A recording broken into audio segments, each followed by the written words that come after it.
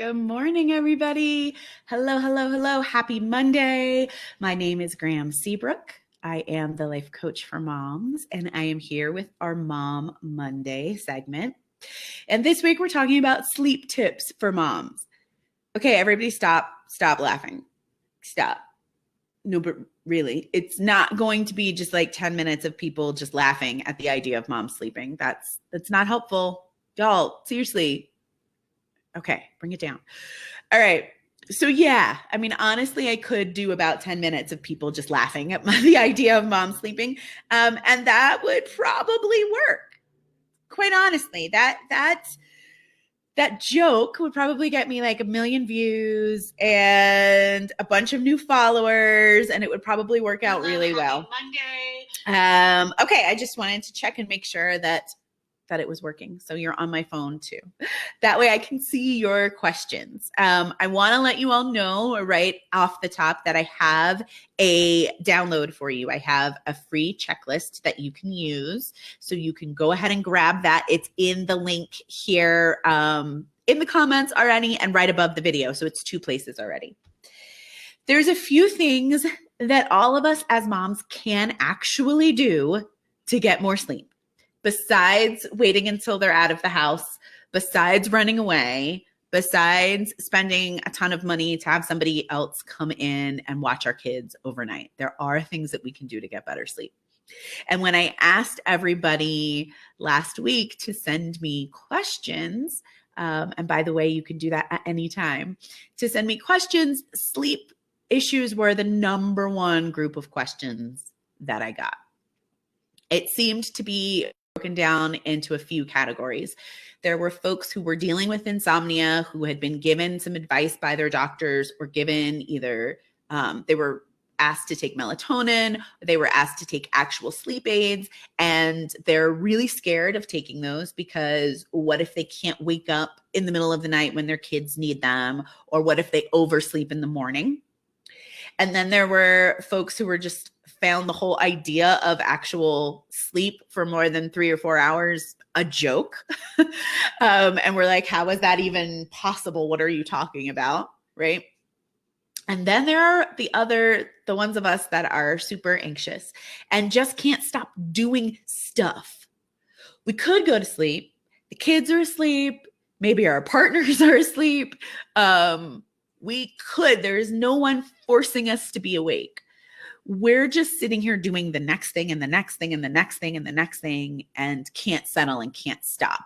And by the time we do stop for the night, it's 11, 12 o'clock at night, and we haven't had any time to ourselves. We haven't had any time to really stop and read a book or have a thought or focus on anything that is not either work or partner, husband, wife, kids, something that's on ourselves. And so we steal that time from our sleep, and we steal that time from really the next day of our lives.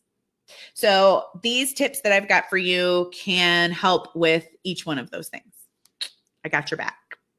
Beth is here, and Beth literally just woke up, but that's okay, Beth. It's 7:30 where you are. It's totally fine. Go back to sleep if you want. This live will be here later. Okay, so the first thing that you want to start doing is look at your physical health. Are there vitamins that you should be taking?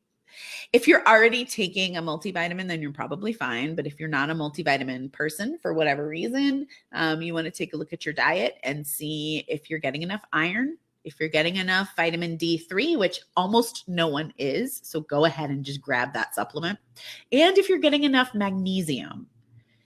So magnesium is one of the vitamins that helps us to calm our muscles and helps us just to regulate our nervous systems and our muscles in general. Sleep, calming. You see where I'm going with this. And D3 is the sunshine vitamin. D3 and B12, I usually recommend that people take in the morning to help them wake up. But anything that helps you wake up is going to be part of your sleep regulatory cycle, right? It's not just about sleeping. It's also about waking up. Just the same way that a drought isn't only about lakes and rivers. It's also about the ocean, and it's about rain, and there's a whole cycle there, right? So our bodies are cyclical too. So we have sleep cycles that consist of sleeping and waking up. So if you're having a really hard time waking up, you're probably loading with caffeine. You're probably having less water. You're probably eating more erratically throughout the day. And all of those things can come into play when you try to go to sleep later at night. Then you don't get enough sleep. Then you're exhausted when you try to wake up. Then you have more. You see where I'm going with this? It's a cycle. So what you have to do is consciously break that cycle somehow. And doing a really simple thing like starting some magnesium, starting some D3, starting iron supplements can really help you out with that. If you have a chance to get to your doctor and get an actual blood test done and see what your actual vitamin levels are, that is always the very best thing to do. But D3 is a pretty safe vitamin to use, and so is magnesium, and you are more than welcome to do your own research on those. So the next thing is hydration. Like I just said, if you're exhausted in the morning and you're drinking a bunch of coffee, not even gonna lie, you're probably not drinking as much water as you need. The rule that I set for myself that really helped with my sleep was no coffee afternoon, no matter what. No matter how bad I'm feeling, no matter how hard the night before was, no matter whether or not my kids actually let me drink the coffee that I had set for myself in the morning, because we all know that happens. You make your coffee in the morning, you don't get to touch it until like 11:30 or noon anyway. No matter what happens, if I look at the clock and it's noon, if I'm in the middle of a gulp, I spit it out. I put it down. I walk away because I know that that's how sensitive my body is. I used to think it wasn't. I used to think, oh, I can have this cup of coffee right before bed. I would brag about that, the fact that I could have a cup of coffee while I was in bed, turn over, and go to sleep. I wasn't getting really good sleep, though. I was waking up in the morning, even if I'd gotten a full 6, 7, 8 hours of sleep, I was waking up in the morning exhausted because I wasn't getting really good, deep REM sleep. So cut that caffeine back as hard as you can. Do it slowly so that you don't turn into a really mean person that nobody wants to be around, but cut it back. Doing it slowly is the next tip. Slow and steady changes. There's nothing that I can say where you're going to be able to snap your fingers and get 8 hours of uninterrupted, perfect, blissful sleep tonight. I don't have that kind of power. If I had that kind of power, sorry, I was off in dreamland thinking about if I had that kind of power, right? But I don't, y'all. I just don't.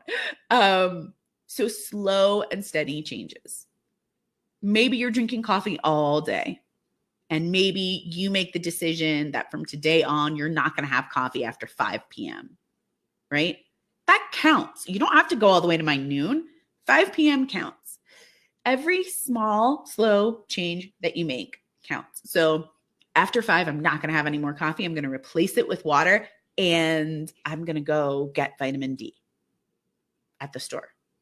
Those are 3 really huge things. They might seem really small to you right now in the scheme of things. And in your really exhausted brain, you might be thinking, no, I need a fix, right? I need Graham to just solve this problem for me. And I'm really sorry, but it's going to be small changes like this that are going to get it done. Okay? The next thing is anxiety fighters. So what are the things that you can do throughout the day to bring your anxiety down so that when it comes to bedtime, you're not stuck with this huge amount of adrenaline in your blood that you need to get rid of? Stopping throughout the day and breathing. So setting maybe a reminder on your phone for every other hour that you're going to take a break for 3 minutes and either do a mindfulness app or do some movement or something for 3 minutes, just stopping throughout the day and dumping some of that adrenaline. There's different exercises that you can do, physical exercises and mental exercises. You can always just Google exercise for anxiety, and there are a million of them. What works for one person might not work for another. So this is where you want to let things get personalized. All of this self-care stuff is really about self. It's about you and what works for you. Okay? So the next thing under anxiety fighters is for those of you that have melatonin or a sleep aid or something, and what you're worried about is not being able to be awake for your kids if they need you in the middle of the night, or oversleeping in the morning, you can start by taking half of a pill. You can start by doing it on a weekend when you don't have anything, or on a day when you don't have anything to do in the morning. Labor Day is coming up, so if you don't have to work on Labor Day, Sunday night is a perfect time to take that first pill. If you have another adult that lives in your house, there is no reason for you to be worried about this. You put them on night duty. Unless they are working at night, if they are an adult and they are physically able to handle the children if they wake up, I can't think of a good reason for them not to do that. Their sleep is not more important than yours. What happens a lot with our partners is that we know how exhaustion feels, and we don't want that for them. And we think, oh man, if I ask him, if I ask her to do that, God, they're going to be so tired tomorrow and they have to work. Yeah, so do you. Whether you're going to an office job or not, so do you. And you're going to be so tired tomorrow too. And if you're watching this video and you're at this level of exhaustion, I'm telling you, it's time to tap out. Okay? This could also be where you get a friend or a loved one to come over and have a sleepover with you. If you're a single parent, or if your situation is such that the other partner in your house really cannot physically, mentally, emotionally handle the kids at night, have somebody come over. Do a sleepover. You have some pizza, you hang out, you watch a movie, you take your pill, you go to sleep, and you just see what happens. All of these sleep aids, melatonin included, affect all of us in different ways.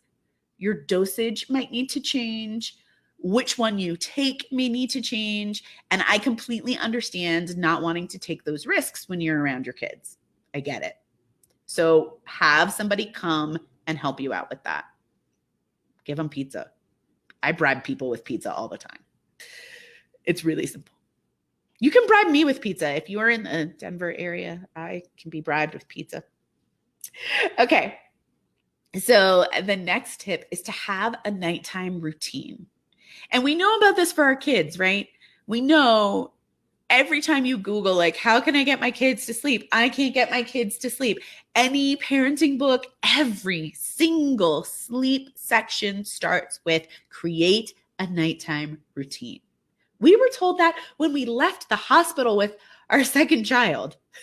Okay? She was a newborn. She was 2 days old. Create a nighttime routine. All right, y'all, calm down. But the truth is that human beings love routine. Even all of my free spirits out there and all of my spontaneous beings, you love routine. You crave routine.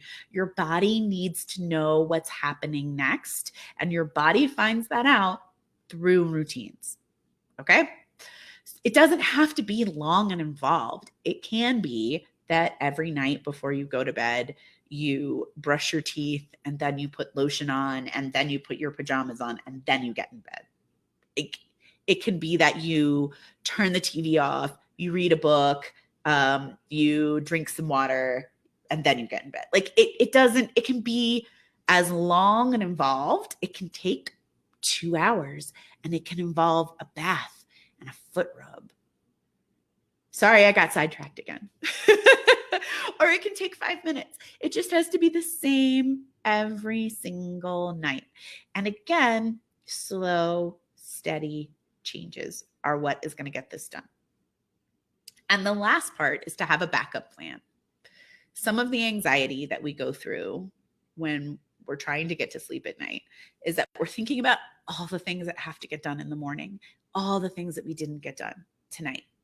So if you can, before you go to bed, before you start your nighttime routine, or you can make this a part of your nighttime routine, close out today in some way and give yourself a backup plan for what happens if tomorrow morning sucks, right?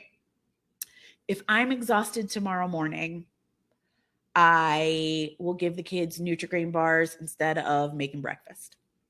If I'm exhausted tomorrow morning, I will just put water in my hair and make it look like I took a shower instead of actually taking a shower. If I'm exhausted tomorrow morning, I will, whatever it is, just brainstorm for a moment, a couple of cheats that you can use in the morning so that you have a backup plan in case tonight doesn't go so great. It takes a little bit of the pressure off.